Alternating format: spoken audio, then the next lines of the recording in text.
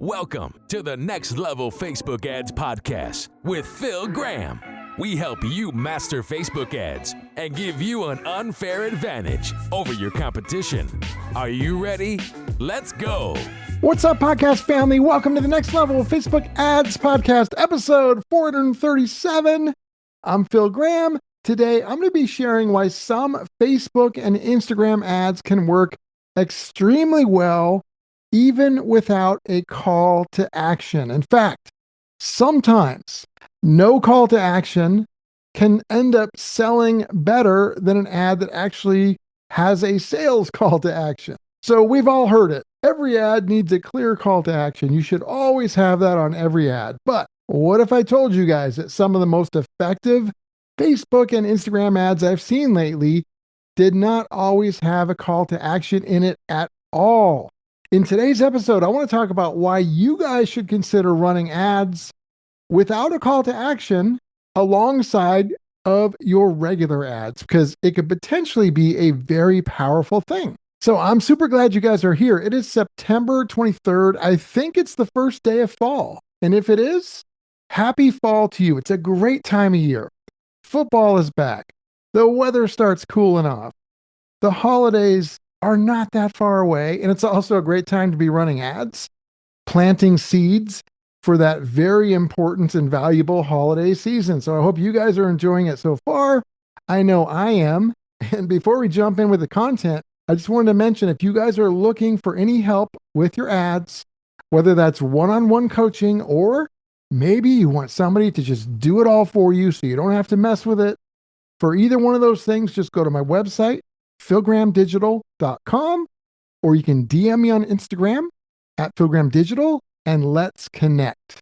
So let's talk about why you should consider testing and running a few ads without a call to action at all.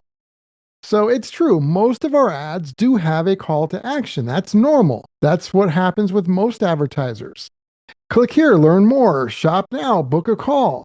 That's very common because number one, that's what people have been taught for many years. And number two, when you're spending money, it's human nature to try and get a return on that money as fast as possible. However, you might be surprised to learn that sometimes doing that, where you're always just going for a sale, actually might make it even slower to have a return on your ads. Sometimes not asking for a sale actually brings more sales than asking for a sale. And that's why it's so important to test. Most of our ads actually do have a call to action. So I'm not saying not to do that. What I am saying is, in addition to doing that, you should also be testing some ads without, and then following the data, because sometimes some of those ads without a call to action can sometimes take off and be really powerful. One thing I want you guys to think about is sometimes your entire ad itself could essentially be a call to action in disguise. So you might be giving a lot of value. You might be teaching somebody something. You might be making them laugh. You might have some curiosity in there, or you might be inspiring them. And in all of those cases, that could potentially be more powerful than going straight for a sale. So I want you to think about that as we go on. So let's talk about why some ads without a call to action can sometimes work even better than ads that do have it. And then I'll talk about some of the best times to test it. All right, number one, why do some ads work great without one? Well, I think one of the most important things is that they can quickly help you build credibility because you're giving value in the ad. It has to be a good ad. It has to help people in some way. Whether you're educating, giving value, inspiring, whatever the case may be, you're doing something good in the ad. And think about the ads that you've seen all the time. 99.9% of them are probably selling you something pretty directly. So when you do something that is the opposite of the 99.9%, that can generate and create some credibility that others don't always have for you. And that could be a big game changer.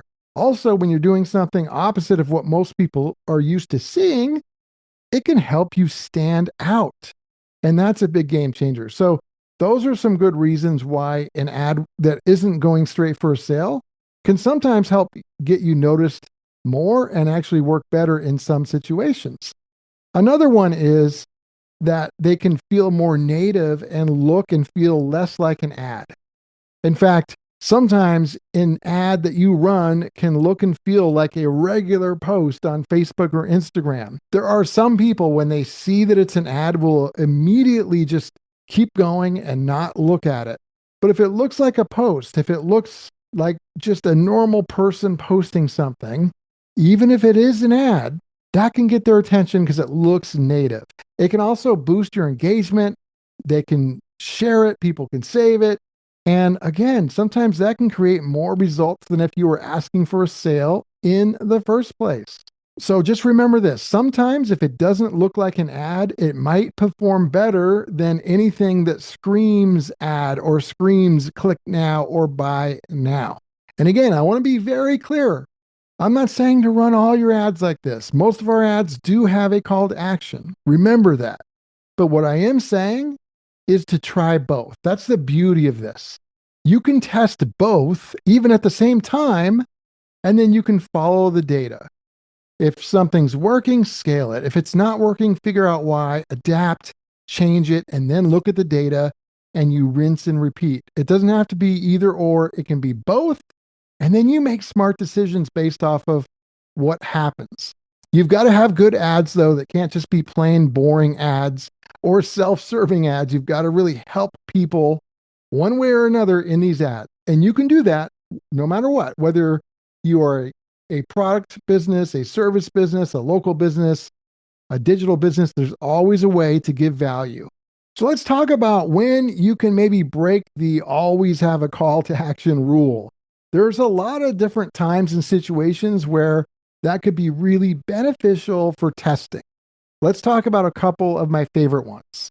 Number one, let's say you're focusing on cold traffic and they don't really know a lot about you. Maybe they've never heard of you or your brand.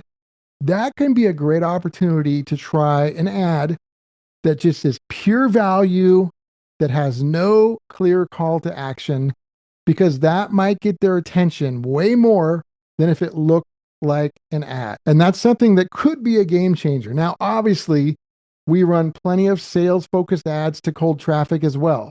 Don't get me wrong, we do that too. But this is a great opportunity. Test one.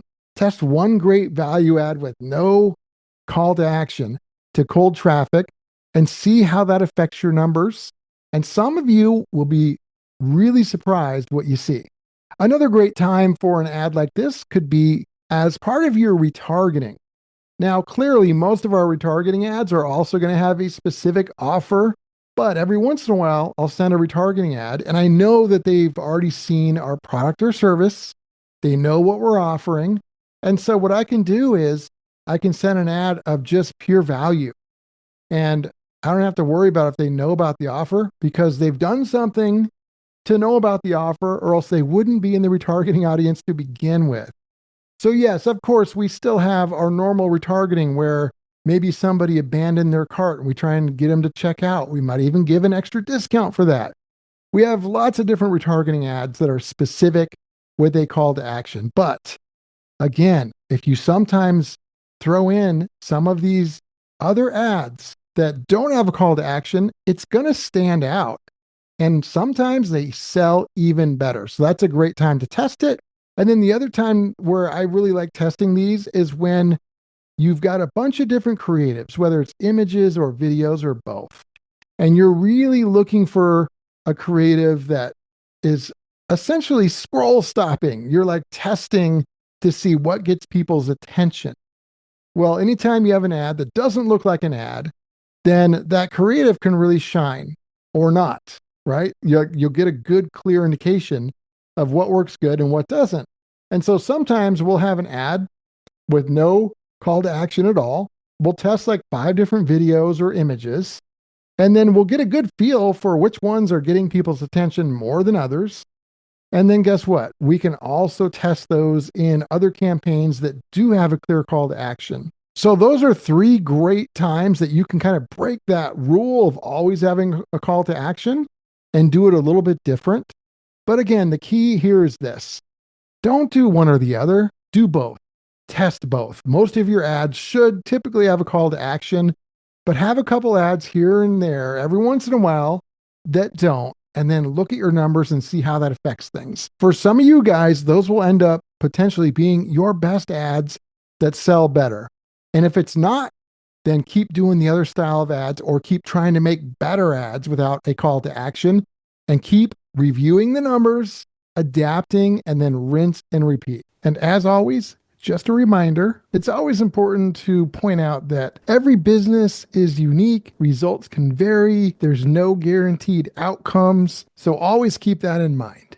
So my friends, I hope that was helpful. Episode 437 is in the books. Happy fall. Thank you guys so much for being here. If you want to get in touch, philgrahamdigital.com is the website, at philgrahamdigital on Instagram. And I will talk to you on next week's episode. Have a great week. Peace out. Thanks for listening to the Next Level Facebook Ads Podcast. Please remember to subscribe and share this with all your friends. For show notes, more tips, and to learn more about Phil, please visit philgrahamdigital.com/podcast.